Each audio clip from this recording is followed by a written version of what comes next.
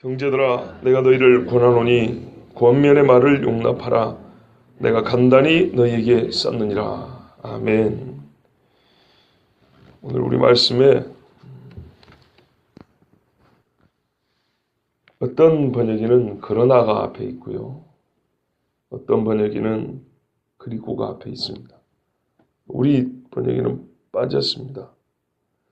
문맥으로 볼 때는 제가 보기에는 그리고가 더 맞는 것 같습니다. 그리고 약간은 뭐랄까요, 예수님의 중보 사역에 대하여 새 언약의 더 좋음에 관하여는 사실 앞에까지서 다 끝났습니다. 그런데 이 말이, 지금까지 쓴 편지의 글이 듣는 무리에게 진짜로 그 마음에 잘 박힌 목과 같아서 실효성 있는 메시지가 되고, 실제로 행위로 나타나는 적용이 가능한, 실제로 그 마음에서 받아들여진 메시지가 되기 위해서는 사람들이 뭔가 오해할 수 있는 것들은 제거하고, 또 좀 받기에 뭐랄까요, 메시지 자체는 바꾸지 않아요.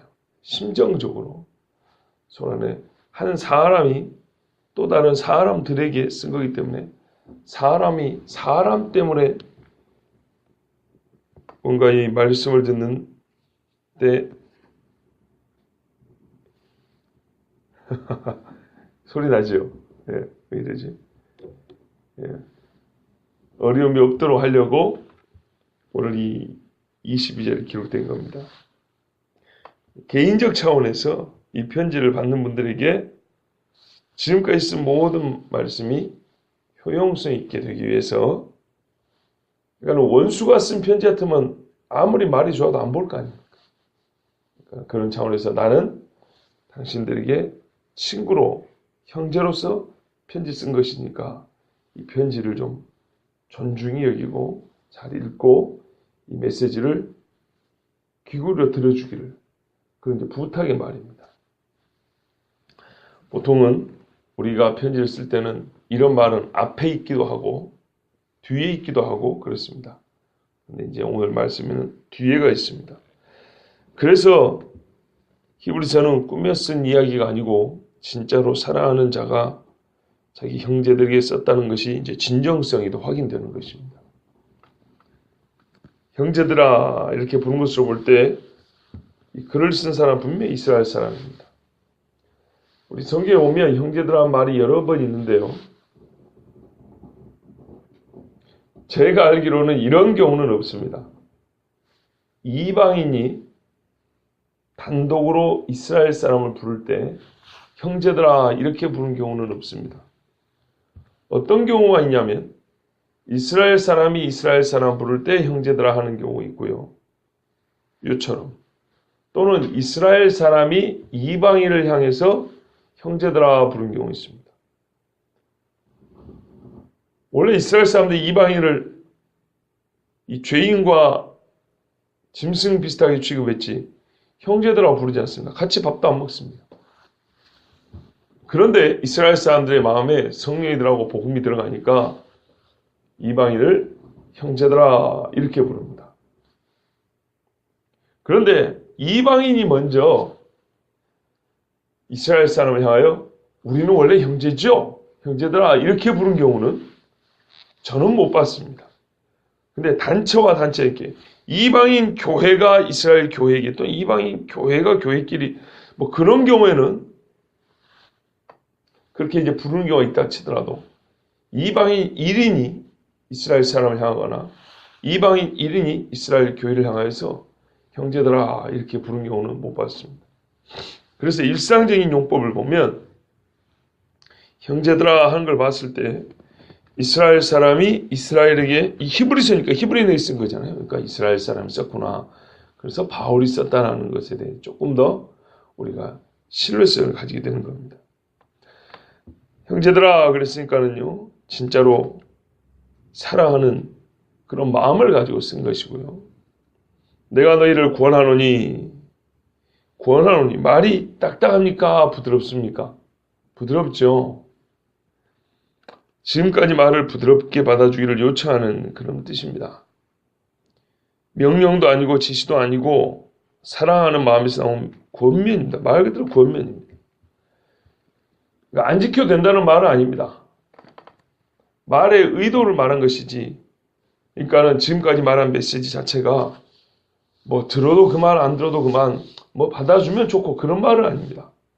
나의 어조를 그렇게 강압적이라든지 아니면 상관이 부하에게 지시하는 그런 식으로 받지 말고 정말 사랑하는 마음에서 간곡히 권하는 말투로 받아달라는 것이지, 그렇다고 해서 배도를 경고했다거나 또한 옛 언약으로 돌아가려는 그런 행동에 대하여 아주 크게 경계를 했다거나 이런 거를 누구를 들어서 들으면 안 됩니다. 약화시름을 들으면 안 되고, 경고를 똑같이 하더라도 정말 미워가지고 한 번만 하면 이렇게 하는 깡패하는 경고하고, 부모님이 가면 큰일 난다 말했어 엄마가, 이 경고하고는 다른 거죠. 그런 것처럼 나는 형제로서 정말 우리 사랑하는 형제들이 옛 길로 돌아가지 아니하고 옛 율법 시대로 돌아가지 않기를, 핍박과 환란이 있더라도 잘 견뎌주기를 바라는 진짜 형제의 마음으로 했으니까, 혹 좀 강력한 편이 있더라도 그것을 자기가 우리에게 뭘 지시하는 건가라는 그런 식으로 들어서 이 메시지 전체를 통째로 그냥 갖다 버려버리는 그런 일은 없기를 바란다는 뜻입니다. 이 청교도 목사 존 오웬이 이런 말을 했어요. 오늘 본문에 대해서. 권하노니 그런 걸 볼 때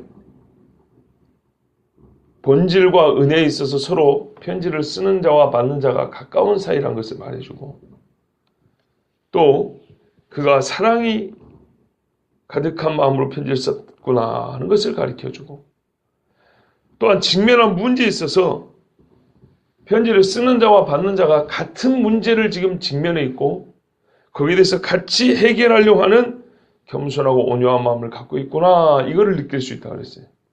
그러니까는 자기하고는 전혀 상관없는 일을 가지고 너희들에만 상관 있는 그 일을 내가 한 수 가르쳐 줄게, 이게 아니고, 편지를 쓰는 바울도 같은 문제의식을 갖고 같은 배경 안에 있다는 동질성을, 연대의식을 느끼게 해준다는 겁니다. 그것도 말이 되는 것이, 바울이 자기 자신을 이렇게 말했지 않습니까? 내가 히브리인 중에 히브리인이요 이렇게 말하고, 베냐민 지파요, 난 지 8일 만에 할 일을 받았고, 율법에는 흠이 없는 자고, 가말리엘 문화에서 율법의 선생이라는 훈련까지 받았고, 이 사람이야말로 오늘 히브리서의 대상인 옛 율법 체계 안에 살았던 유대인들, 그 히브리인들하고 지금 똑같지 않습니까? 본인이 똑같은 상황입니다. 그런데 그거를 본인이 이겨냈지 않습니까? 복음을 바로 알고 예수 그리스도를 아는 지식이 충만해서, 아, 이게 바로 살 길이구나 하고 본인이 깨달았단 말입니다. 그러니까 본인에게도 같은 갈등이 있었고 같은 문제가 있었는데 그거를 뛰어넘은 자로서 이제는 사랑하는 형제들에게 같은 문제를 경험한 사람으로서 역시 동질성을 가지고 편지를 썼다는 것입니다. 그러니까 이제 이런 마음으로 썼으니까 받는 사람은 어떻게 해야 되겠습니까? 오늘 말씀에 권면의 말을 용납하라 그랬습니다. 용납해 주기를 바란다는 뜻이죠. 받아주라 이런 말입니다. 이렇게 말을 했는데 그거를 괜히 받기 싫으니까 이게 좀 우리가 왜곡한다 그러죠. 바울의 의도를 왜곡해서 지가 무슨 뭐 대제사장이 되는 줄 알고 이런 식으로 해가지고 받기 싫어서 일부러 받지 않아도 되는 핑계거리를 만들어서 듣지 말고, 형제들아 권한을 했으니까 그렇게 권면의 말로 받아야 줘야 된다는 말씀입니다. 왜 그러냐면 여러분, 지금까지 이렇게 13장에 걸쳐 우리가 물론 장수는 후대에 이렇게 나눠놓은 거지만 이 긴 글이 쓰레기통에 버려진다면은 얼마나 아깝습니까? 지금까지 구약 성경을 거의 다 요약하다시피 해가지고 써놓은 것이고, 예수님의 이 땅에 육체로 오심에 대하여는 이보다 더 분명하고 바르게 가르쳐준 글이 없는데, 이것이 하나의 감정적인 문제로 인해서 내팽개쳐버리고 장작불에 이렇게 던져져서 몸을 따숩게 하는 데 정도, 몇 분 동안, 이 종이니까요, 몇 분 동안 따숩게 하는 데 정도로 쓰인다면 얼마나 안타까운 일입니까? 그거를 방지하려고 하는 겁니다. 아무리 좋은 얘기를 많이 했는데도 불구하고 듣기 싫어 해버리면 끝나는 거 아닙니까? 디도서 1장 1, 2절에 나 바울이 사도된 것은 하나님이 택하신 자들의 믿음과 경건함에 속한 진리의 지식과 영생의 소망을 인함이라 그랬습니다. 한 번 더 읽어드리겠습니다. 자기의 사도된 이유에 대하여, 이 사명에 대하여 나 바울이 사도된 것은 하나님이 택하신 자들의, 그러니까 하나님 택하신 자들입니다. 그들의 믿음과 경건함에 속한 진리의 지식과 영생의 소망을 인함이라 그랬습니다. 이 세 가지가 왜 사도됐는가? 왜 이유이면서 이 것 때문에 이유가 사도된 이유니까 실제로 사도의 사명을 이 세 가지 입각해서 살았겠죠. 사도의 사명이기 때문에 이 세 가지 입각해서 글을 썼는데, 사도라고 생각하고 자기는 사도의 직분을 다 썼는데 받는 자가 이놈은 사도도 아니요. 그래서 바울의 사도권을 의심한 사람이 있었어요. 그러면 듣겠습니까? 안 됐죠. 두 번째는 사도는 맞는데 뭐 자기가 뭐 저 위에 있는 사람 같이 그런 것 같아. 아이 됐어, 그냥 버려. 이렇게 해버리면 아무 소용이 없게 된단 말이에요. 그래서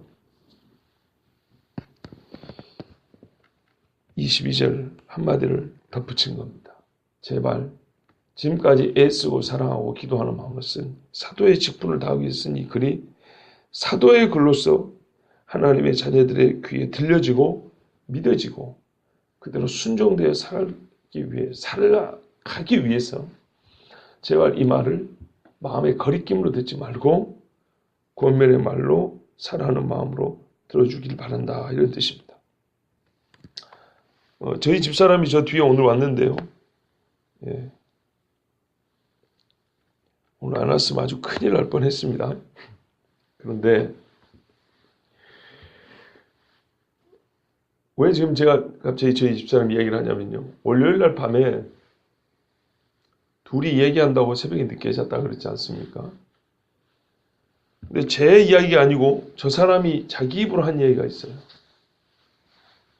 저를 보고 한 이야기입니다. 당신은 상당히 영적으로 예리하다 그랬어요. 예민하고 예리하고 정확하게 분별해내서 잘 가려내고 그걸 미리 말을 해주고 뭐 그런 것을 저한테 칭찬을 해줬어요. 그렇기 때문에 듣는 사람이 얼마나 불편할까 본인 입으로 그랬어요. 무지하게 불편할 것이다. 우리 촌의 사투라면 겁나게 불편할 것이다. 얼마나 불편한지 겁이 나요. 불편함이 겁이 나. 그래서 가까이 있기가 어렵고 친구 되기 어렵고 서로 이렇게 친교하기도 참 불편하니까 어렵다. 다른 것 때문이 아니고 이게 영적인 문제다. 본인 입으로 그랬어요. 아내에게도 제가 그러지 않겠습니까? 당신은 지금 이러이러하다라고 말하겠죠. 같이 사니까 더 많이 말하겠죠. 본인도 무지하게 불편해요. 그런데 간혹 듣는 집에 찾아오는 사람이나 또는 전화를 하는 사람이나 아니면 그래도 며칠에 한 번 걸러 설교 듣는 성도나 얼마나 불편할까. 그런데 그 불편함을 이기고 진짜 저번에 말씀드린 양파 껍질 벗는 것처럼 한 2겹 정도 벗어버리고 그런 사람들은요. 그분들은 또 뭐라 그러냐면요. 하나도 안 불편하대요. 희한하죠? 여러분 정말 의아스럽죠? 야 저런 목소리가 안 불편해? 이상하네. 하나도 안 불편하대요. 그래서요. 속이 이야기 막 하고요. 그냥 기대기도 하고요. 농담도 하고 그래요. 예. 저를 가지고 장난을 친다니까요. 그런 사람도 있어요. 제가 왜 이런 말씀 드리냐면 세상에서 진리로 권면하는 말에 대해서보다 사람들의 반응이 더 더디고 불편함을 느끼는 말이 없어요. 세상의 어떤 말과 어떤 충고와 어떤 가르침보다도 하나님의 진리를 전하고 가르치고 들려주는 것보다 사람들이 불편해하는 이야기가 없어요. 예수님 이야기 한번 봐보세요. 저희 같은 목사들은 예수님 이야기, 사도들의 말을 직접 해라. 그 본문을 가지고 다시 전하니까 어떤 면은 아무리 해봐야 간접이에요. 그런데 그때 당대에 살았던 사람들은 선지자와 예수님과 사도들에게 직접 들었던 사람들. 그러면 그 직접 들었던 사람들의 기록을 한번 읽어보세요. 얼씨구나 지화자 좋다고 듣는 자들마다 아멘하고 그렇게 따라왔는지. 아닙니다. 무지하게 불편해요. 그런데 희한하게도요. 진짜 그래요. 그 중에 너무너무 좋아하고 맨날 쫓아다니는 사람도 있어요. 하나도 안 불편하다는 사람이 있어요. 그 정도 되면은 친구라고 할 수 있습니다. 그죠? 진짜 친한 친구. 예수님이 제자들 보고 그러잖아요. 제자이기 때문에 예수님이 가르치지만 이 제자의 마음이 스승의 마음과 같이 되면 어떻게 하면 내가 너희를 친구로 한다 그랬고 그때는 예수님이 말하면 친구로 할 때는 비밀 없이 다 말한다 그랬어요. 불편함이 있는데 어떻게 비밀 없이 다 말할 수 있겠습니까? 비밀로 들어가면 들어갈수록 또 곤란한 얘기도 더 힘든 이야기 되는데 말이죠. 다른 사람들은 예수님이 십자가 이야기를 그렇게 자세히 안 가르쳐 줍니다. 근데 제자들에는 십자가 이야기를 반복해서 가르쳐 줍니다. 들을수록 제자들로 불편했어요. 친구라고 해도 불편했어요. 나중에 근데 부활이 된 다음에 예수님이 부활하신 다음에 제자들 반응 봐보세요. 불편해 하던가요? 전혀 안 불편합니다. 오히려 자기가 이 복음에서 떠날까봐 꽉 달라붙어가지고 막 자기 입에 원래 자기 말이었던 것처럼 막 주워 담아가지고 막 쏟아내고 다닙니다. 그러죠. 우리가 성경에서 보는 겁니다. 아니 예수님도 불편하지 않고 사도도 불편하지 않은데 저 같은 사람이 불편할 정도면 우리 신앙은 조금 고민을 해봐야 됩니다. 물론 제가 그분들처럼 이 인격적으로 고상하지 못해서 그럴 수도 있는 겁니다. 근데 만약에 그것이 아니라 이 말의 내용 때문에 불편하다면 이거는 자신을 좀 돌아볼 필요가 있습니다. 왜냐하면 제가 다른 것 때문에 불편한 게 이 설교단에 서하는 말 때문에 불편한 거 아닙니까? 오늘 말씀도 바울도 그걸 알아요. 일생에 저렇게 살아온 사람들에게 당신들이 거기 있으면 안 된다고 이렇게 말한다는 자체가 너무 불편하고 참 밥맛이 떨어질 정도로 꺼림칙하고 이 마음에 짐이 될 수 있다는 걸 알아요. 그래서 그러나 그것을 넘어가야 되겠지 않습니까? 이제 혹 그것이 자기의 어떤 이 편지글의 뉘앙스 때문에 아니면 서로의 관계 때문에 더욱 짐이 되거나 더 큰 불편함이 돼가지고 이 귀한 메시지를 놓치는 일이 없도록 이제 권면의 말을 하고 있는 겁니다. 마지막으로. 저 같은 사람도 가끔 그래서 말하는 거예요. 되도록이면 하나님 말씀만 이 자리에서 다 전하면 좋은데 설교 앞뒤로 한 마디씩 덧붙이는 이야기 있잖아요. 제가 왜 오늘 이 본문을 이렇게 하냐. 그리고 제 심정은 뭐냐고 이렇게 덧붙이는 설교 앞뒤로 한두 마디씩 이렇게 덧붙이는 이유가 꼭 이런 것 때문이에요. 이 애를 쓰고 정말로 저는 사도는 아니지만은 사도들의 이 저 밑에 후배로서 이 주신 말씀을 전해야 되는데 혹 젊은 자가 나이 든 자한테 저렇게 함부로 말하면 설교될까라는 그런 의문점 때문에 메시지를 내팽개치는 일이 없도록. 그리고 때로는 그런 거 있죠.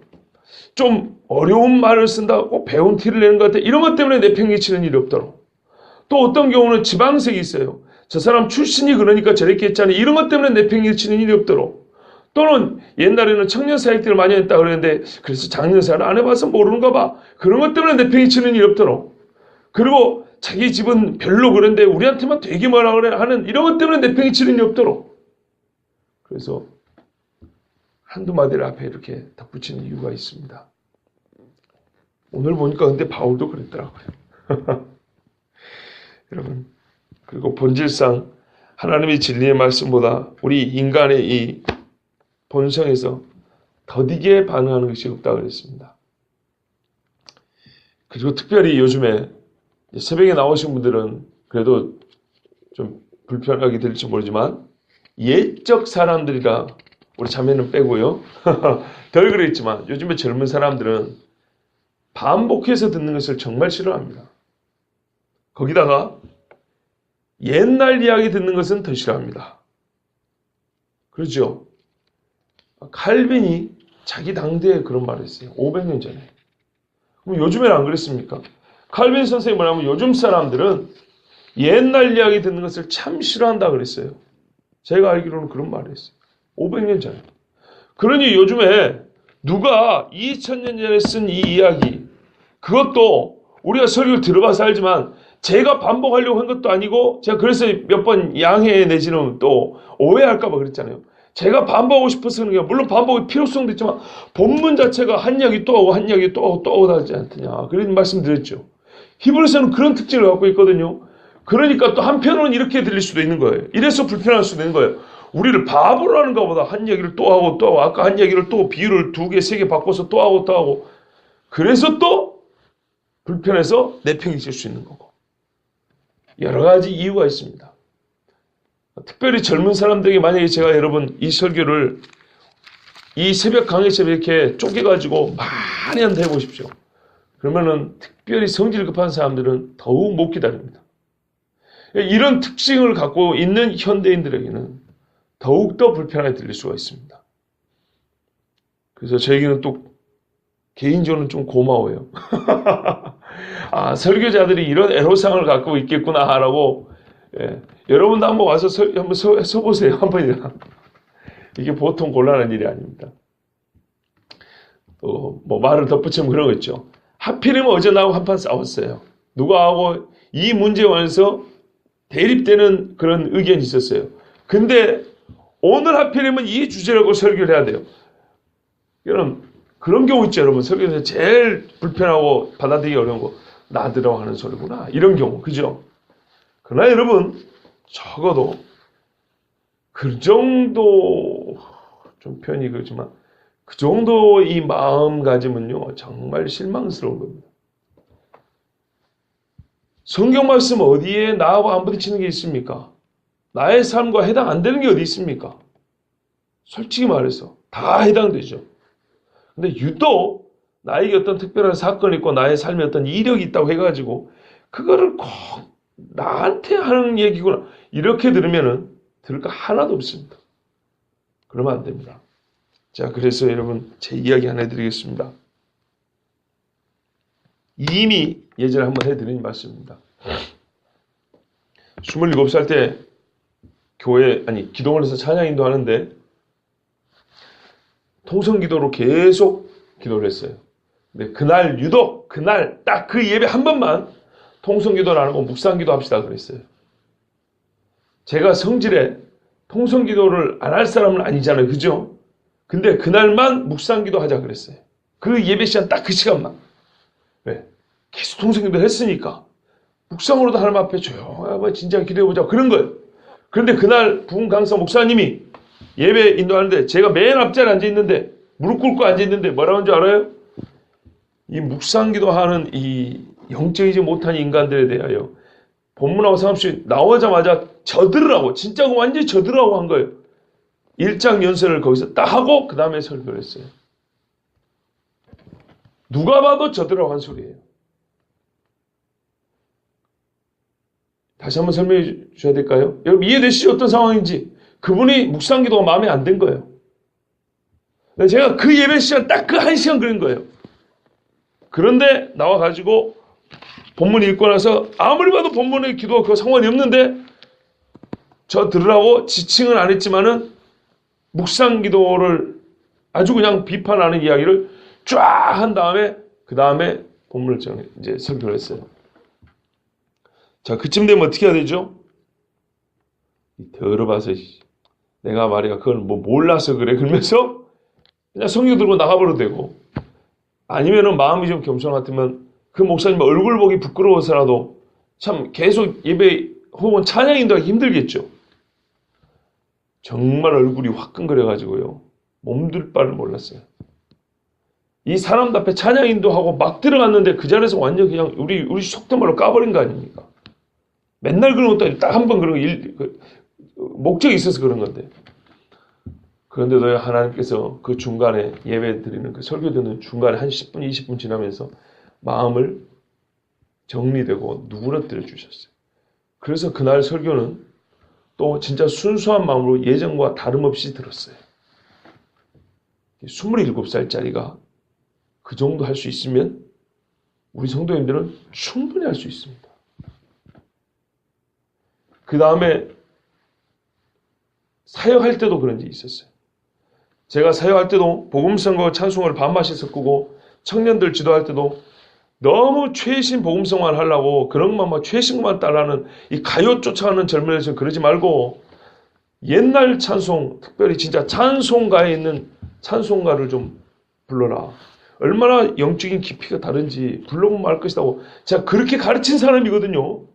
근데 또 그날 부흥이 하는데 그날 유독 제가 복음성가 위주로 찬양 인도를 한번 했어요. 딱 그날 하루 그 시간. 근데 그날 온 이 목사님이 제가 알기로 서울대 음대 출신 목사님이에요. 그래가지고 또 찬양 인도자가 이 찬송가들을 무시하는 이 경향에 대하면서 막 비판을 하고 또 설교를 했어요. 누구더라고요? 누가 봐도 나더라고 한 소리예요. 그러니까 예배 끝나고 그 부흥에 참석했던 청년들이 저를 보고 막 웃었어요.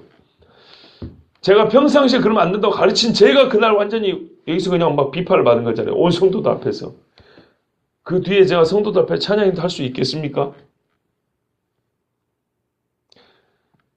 참 억울했지만 그렇다고 또 뭐 못할 건 뭐예요. 그죠? 저같이 여러분에게 가끔 좀 과격한 소리도 잘하고 불편한 소리도 잘하는 사람도 그 정도는 참을 수 있습니다. 이제 와서 드리는 말씀인데요. 오늘 너무 개인적인 이야기를 많이 한 것 같습니다. 제가 지금 39인데 35 이맘때쯤 딱 4년 전에 옛날에 이제 청년부 담당하고 있던 그 교회에서 4년 전이 딱 이쯤입니다. 그때 담임 목사님이 저한테 이제 따로 불렀고 어떤 이야기를 하셨어요. 순천에 있는 큰 교회입니다. 작년 출석 800명 정도 되는 큰 교회인데 거기 담임 목사 자리가 지금 비었다. 그 목사님은 저한테 이제 개척도 시켜주려고 막 교회도 저를 데리고 와서 보여줬어요. 이 교회 빚 있는데 지금 내가 우리 교회 말해갖고 갚아줄 테니까 네가 여기 가서 담임 목회할래?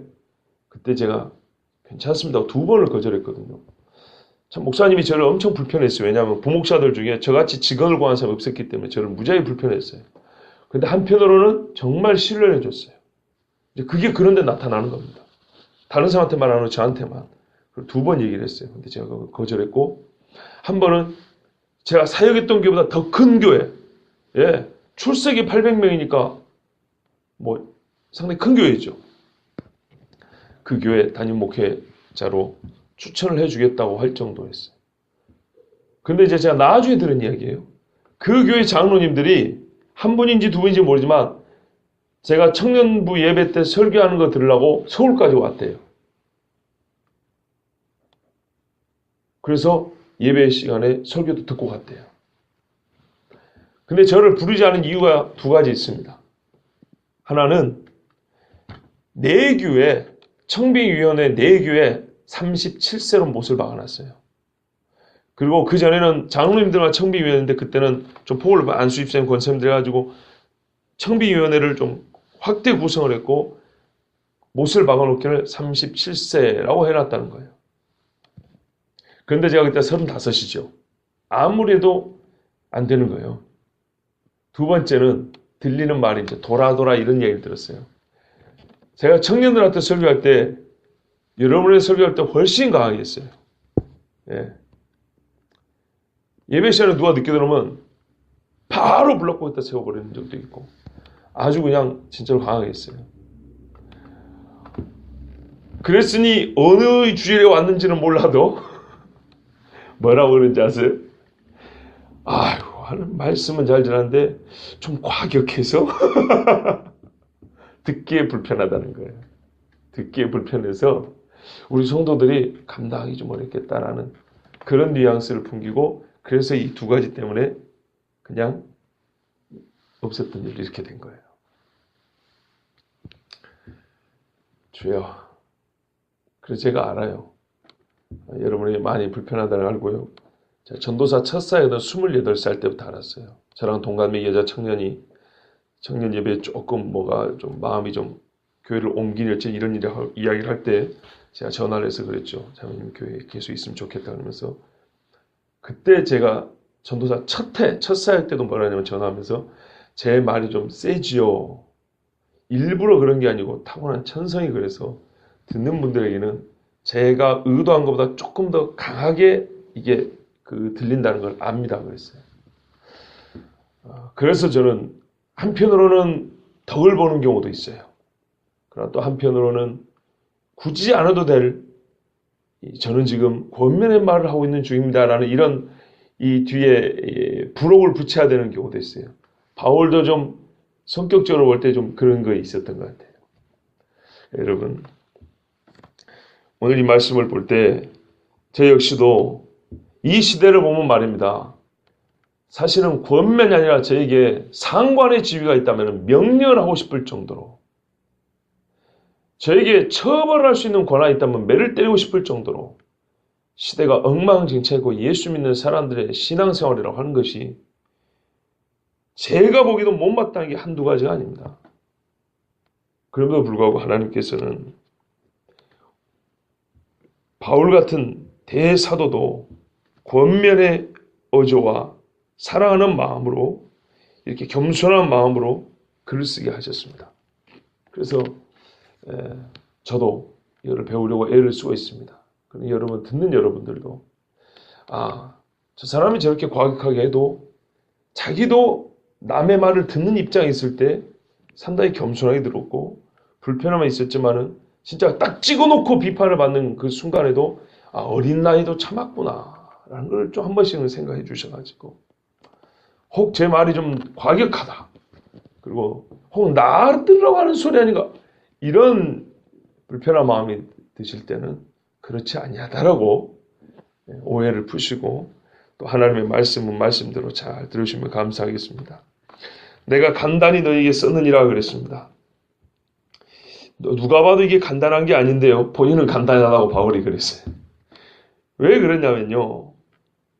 사실 이 주제가 엄청나게 중요하고 포괄적이에요. 그런데 이 주제의 크기에 비해서 본인은 비율적으로 볼 때 좀 짧게 썼다는 얘기입니다. 하나하나 한 권의 책을 쓸 수 있을 정도로 대주제인데 이거를 본인은 짧게 간단하게 썼다는 이제 그런 뜻입니다. 읽는 사람들은 지루할지 모르지만 그런 뜻입니다. 그리스도인이 감당해야 될 의무라든지 또 거슬러 올라오면 믿음 생활, 기독교가 유대교보다 우월한 것, 예수 그리스도의 직무와 사역과 그의 영광에 대하여 이 하나하나를 강조하고 자세히 풀었으면 엄청 말할 게 많지만 전체적으로는 개요 정도밖에 쓴 것이 아니라 이런 뜻입니다. 하나님께서 우리에게 주신 말씀은 생명과 경건에 관한 모든 것입니다. 베드로서 1장 3, 4절에 그의 신기한 능력으로 생명과 경건에 속한 모든 것을 우리에게 주셨으니 이는 자기의 영광과 덕으로서 우리를 부르신 이를 알므로 말미암음이라. 이로써 그 보배롭고 지극히 큰 약속을 우리에게 주사 이 약속으로 말미암아 너희가 정욕 때문에 세상에서 썩어질 것을 피하여 신성한 성품에 참여하는 자가 되게 하려 하셨느니라 하신 대로 생명과 경건에 관한 모든 말씀은요. 죄인의 회개와 거듭남에서부터 시작해서 우리가 사는 동안 이 세상에서 악한 영과 싸움에서 승리하고 하나님의 성품에 참여하고 주님 다시 오실 때 영광을 얻는 일까지 엄청나게 이게 포괄적인 이야기예요. 커요. 그러므로 다뤄야 될 범위가 매우 넓고 주제는 다양하고 말씀에 관련된 영적인 깊이는 세상에 깊이 고민하는 사람의 그 고민하는 깊이보다 수천 배 깊고 세상에 가장 탁월한 지혜를 가진 자의 그 지혜의 높음보다 이로 비할 수 없을 정도로 높은 그런 하나님의 말씀들이라는 거예요. 생명과 경건하는 모든 것이니까 이게 폭으로 보나 깊이로 보나 높이로 보나 사람의 생각과 수준을 수천 배 수만 배 능가하는 겁니다. 근데 이거를 어떻게 이 짧은 글 안에 다 쓸 수가 있겠습니까?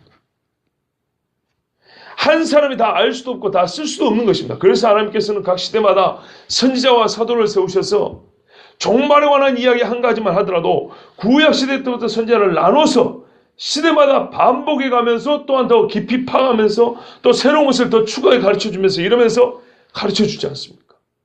예수 그리스도의 사역을 안에서 이사야 선지자 다 말하지 않냐고 스가랴를 통해서 말해주고 말라기를 통해서 말해주고 그렇지 않습니까? 말라기까지 오니까 어떻게 해요? 아, 예수 오기 전에 엘리야의 심정을 가진 자가 한 명 더 온다는구나. 이것도 우리가 알 수 있지 않습니까? 사도 요한도 요한복음 21장 25절에서 이렇게 말했습니다. 예수께서 행하신 일이 이 외에도 많으니 만일 낱낱이 기록된다면 이 세상이라도 이 기록된 책을 두기에 부족할 줄 아노라 그랬어요. 낱낱이 기록한다면 이 세상에 둘 수가 없을 정도로 많다는 겁니다. 그런데도요, 어떤 사람들은 성경의 내용이 부실하다 하여 무언가 더 채워야 한다고 말하는 작자들이 있습니다. 그런 인간들이 있습니다. 또 반대로 어떤 사람들은 하나님의 심정도 모르고 인간의 부패한 본성을, 이 부패한 본성이 말하면 말씀을 아무리 가르쳐줘도 듣기 싫어하고 더디게 받아들이는 이 부패한 심정이 얼만큼 부패한지를 모르고 왜 이렇게 하나님 말씀이 같은 얘기가 반복되어 있는가? 이건 원래 한 번 말한 것인데 사람들이 후대 사람들이 가피라고 일부러 반복해서 쓴 거 아닌가? 인간의 인위적인 조작물이라고 이렇게 취급하는 똑똑한 신학자들도 많습니다. 이게 반복된 거는 한 번 말하면 됐었는데 인간이 두 번 듣기 싫으니까 두 번, 세 번 반복되고 이 성경이 있고 저 성경이 있고 또 저기 다른 성경도 똑같은 반복된 거는 꾸며 쓰고 사람들이 일부러 사람이 사람을 가르치려고 반복하여 첨가해 놨다는 거예요. 하나님이 반복하여 가르쳐주고 싶은 그 심정을 모르고 말이에요. 이런 못된 인간들을 위해서 제가 그래도 또 사랑하는 마음으로 저주하지 않냐고 사랑하는 마음으로 이들에게 권면의 말씀을 성경을 한 말씀 더 드리고 오늘 말씀 마치고자 합니다. 고린도서 10장에 보니까 이렇게 기록되어 있어요. 이러한 일은 우리에게 본보기가 돼요. 그러니까 이런 인간들이 옛날에도 있었거든요. 본보기가 돼요. 우리로 하여금 그들이 악을 즐겨하는 것 같이 즐겨하는 자가 되지 않게 하려 함이니 그들 가운데 어떤 사람들 같이 너희는 우상 숭배하는 자가 되지 말라. 기록된 바 백성이 앉아서 먹고 마시며 일어나서 뛰논담과 같으니라. 그들 중에 어떤 사람들이 음행하다 하루에 23,000명이 죽었나니 우리는 그들같이 음행하지 말자. 그들 가운데 어떤 사람들이 주를 시험하다가 뱀에게 멸망했나니 우리는 그들같이 시험하지 말자. 그들 가운데 어떤 사람들이 원망하다가 멸망시키는 자에게 멸망했나니 너희는 그들같이 원망하지 말라. 그들에게 일어난 이런 일은 본보기가 되고 또한 말세를 만난 우리를 깨우치기 위해 기록되었느니라. 2000년 전에 성도들을 위하여 구약이 기록된 게 아니고 말세를 만난 우리를 위해서 기록됐다는 겁니다. 이 하지 말는 거예요. 우상 숭배하지 말자. 음행하지 말자. 시험하지 말자. 원망하지 말자 그랬죠. 이거를 주제를 다양하게 말할 수 있어요. 하나님의 말씀을 가볍게 받지 말자. 어떤 이는 여호와의 말씀을 경홀히 여기다가 불심판을 받았나니 하나님의 말씀을 우리 마음대로 인위적으로 조작하지 말자. 어떤 이는 그러다가 하나님에게 말씀을 가감한 죄에 대한 책망을 당했다니. 그렇지 않습니까? 본보기로 된 거예요. 우리를 시험하지 말자 하는데 아나니아 삽비라가 하나님 시험하다가 그 자리에 죽었죠. 마찬가지입니다. 그래서 마지막에 뭐라냐면 말세를 만나 우리 깨우쳐에 기록되었느냐 그런 다음에 그런즉 그럼 우리 어째야 됩니까? 이 정도 말씀을 들으면 우리는 꽤나 많이 하는 줄 알거든요. 우리가 꽤나 신앙생활 잘하는 줄 알거든요. 그러지 말고 그런즉 선줄로 생각하는 자는 넘어질까 조심하라 그랬어요. 이거는요 지식의 뿐만 아니고요 자아세도 있는 겁니다. 말씀을 많이 한다고 나는 섰다고 생각하는 사람은 그 지식 때문에 넘을 수 있는 겁니다. 그리고 또 하나는 이겁니다. 마음의 자세입니다. 꼿꼿하고 잠언에 제가 어릴 때부터 초등학교 때부터 잠언 말씀에 이 마음이 들어온 게 있었어요. 목이 뻣뻣하면서 목이 곧은 백성은 갑자기 패망하느니라 그랬어요. 갑자기 없어져 버린대요. 자세가 하나님 앞에 겸손하지 않고 굴복할 줄 모르는 이런 자세를 가지고 있으면요. 이 원망하지 말고 시비 걸지 말고 음행하지 말고 우상숭배 이런 사람들처럼 자기가 섰다고 생각하는 이런 자세를 가진 사람은 하나님의 말씀을 받아들이지도 않고 순종하지 않습니다. 그러다가 갑자기 어떻게 해요? 패망해 버리는 거예요. 그러므로 지식이나 마음가짐에서나 선줄로 생각하는 자는 조심하라. 넘어질까 조심하라 그랬습니다. 오늘 말씀에 그러니까는 이미 바울 자신이 나는 이 정도 가르치는 사람이고 나는 이 정도 지식을 이미 아는 사람이고 나는 이대로 살아왔던 사람이기 때문에 나는 그래서 당신들을 가르칠 수 있는 자격이 있고 그러니까 지금부터는 말이죠. 이런 자세 아니었어요. 바울 자신도 넘어질까 조심하는 자세였어요. 제가 알기로는 거기 어디지? 고린도 후서인가? 어디에 보면 이런 말씀 있죠. 내가 이 복음을 전한 다음에 내가 도리어 버림을 당할까 두려워한다 그랬어요. 그죠? 이런 자세로 전한 거예요. 그의 어조가 매우 강하여서 지는 뭐 이미 하나님 된 것처럼 그리 오해하시면 안 된 거예요. 저도 설교하면서 그런 막 염려가 들 때 있어요. 제가 좀 강하게 말한 것은 하나님이 강하게 말씀하시니까 이렇게 한 건데 스스로 생각하기 때는 우리 성도는 혹시 지는 뭐 다 된 줄 알고 저렇게 뭐 세게 설교하는 이런 오해하면 어쩔까? 그거는 아니에요. 제 자신은 여러분이 누차 말씀드리지만 회개 기도를 제일 많이 한다고 그랬습니다. 그러니까 앞으로는 이제 이런 이야기를 더 안 해도 될 정도로 오해하지 마시고 정말 이 귀한 하나님의 말씀이 저의 이 어조 때문에 약간의 이 과격한 말투 때문에 여러분의 마음에서 한 귀로 왔다 한 귀로 들려간다거나 마음의 쓰레통이 던져지는 이런 일이 없기를 바라고 정말로 하나님께서 주시는 말씀이 그대로 여러분 마음속에 들어가서 또 많은 열매를 맺기를 바랍니다. 기도하겠습니다.